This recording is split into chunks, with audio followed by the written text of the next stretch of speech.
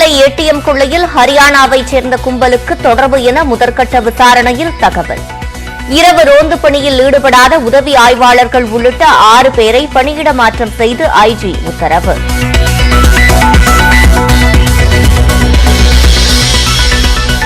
அனைத்து ஏடிஎம் மையங்களிலும் முகத்தை அடையாளம் காணும் மென்பொருளுடன் கூடிய கேமராவை பொருத்த வேண்டும். வங்கி அதிகாரிகளுக்கு டிஜிபி சைலேந்திர பாபு அறிவுரை.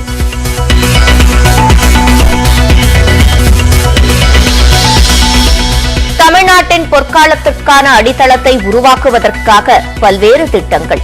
முத்தான திட்டங்கள் குறித்த ஆய்வுக் கூட்டத்தில் முதலமைச்சர் மு.க.ஸ்டாலின் பேச்சு.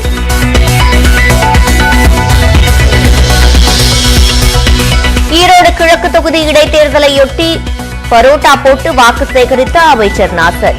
பாட்டு பாடி சீமான் பரப்புரை. ஓட்டு போட போற அம்மா, ஓட்டு போட போற அக்கா, ஓட்டு போட போற அப்பா, ஒதுங்கி நிக்காத, கண்ட கண்ட சின்னங்கண்டு கலங்கி நிக்காத.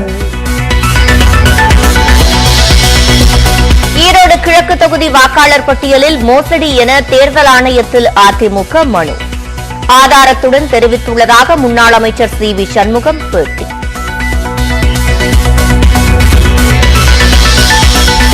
சென்னை துறைமுகம் மதுரவாயல் பறக்கும் சாலை திட்டப் பணிகள் அடுத்த மாதம் தொடங்கும்.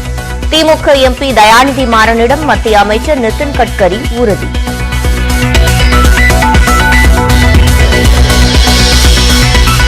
குடிநீர் தொட்டியில் மலம் கலந்த விவகாரத்தில் சிபிசிஐடி போலீசார் பாரபட்ச விசாரணை என குற்றச்சாட்டு. மாவட்ட ஆட்சியரிடம் வேங்கை வயல் பகுதி பட்டியலின மக்கள் மனு. நாமக்கல்லில் ஆயத்த ஆடை நிறுவனத்தில் பயங்கர தீ விபத்து. 4 மணி நேரம் போராடி அணைத்த தீயணைப்பு படையினர்.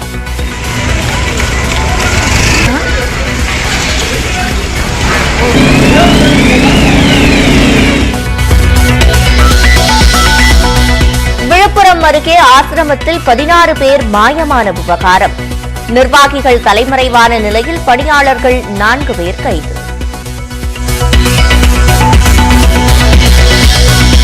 கோத்தகிரி அருகே குடியிருப்பு பகுதியில் உலா வந்த கரடிகள். இரவு நேரத்தில் வெளியே வர வேண்டாம் என வனத்துறை அறிவுரை.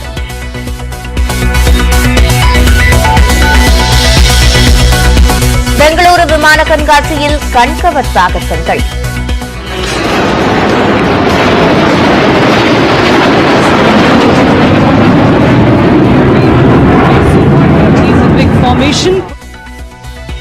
சீர்திருத்த நடவடிக்கைகளால் ஒவ்வொரு துறையிலும் இந்தியா புரட்சி செய்து வருவதாக பிரதமர் மோடி பெருமிதம்.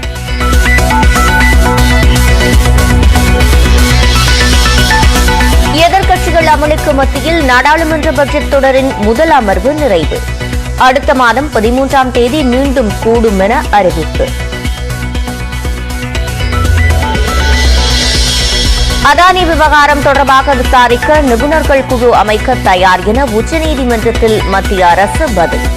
நிபுணர்களின் பெயர்களை நாளைக்குள் தாக்கல் செய்ய நீதிபதிகள் உத்தரவு.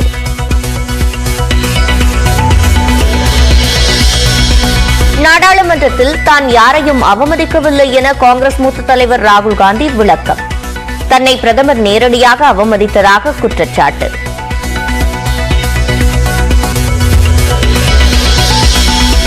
மின் இணைப்பு எண்ணுடன் ஆதார் எண்ணை இணைப்பதற்கு எதிரான மனுவை தள்ளுபடி செய்தது உச்சநீதிமன்றம். நுகர்வோருக்கு பாதுகாப்பானதுதான் என கருத்து.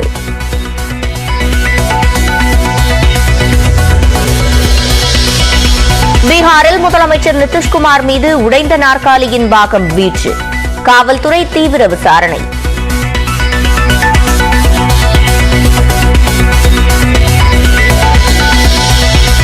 நேபாளத்தில் போக்குவரத்து காவல்துறையை கண்டித்து வாகன உரிமையாளர்கள் மற்றும் தொழிலாளர்கள் போராட்டம். காவல்துறையின் வாகனங்களுக்கும் தீ வைக்கப்பட்டதால் பதற்றம்.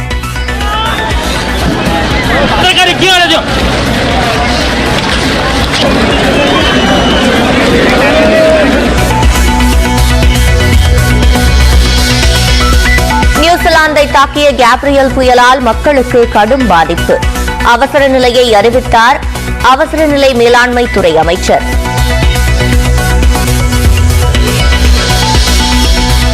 மகளிர் பிரீமியர் லீக் தொடருக்கு 3,40,00,000 ஸ்மிருதி மந்தனாவை ஏலத்தில் எடுத்தது பெங்களூரு அணி. குஜராத் அணிக்கு தமிழ்நாட்டு வீராங்கனை ஹேமலதா தயாளன் தேர்வு.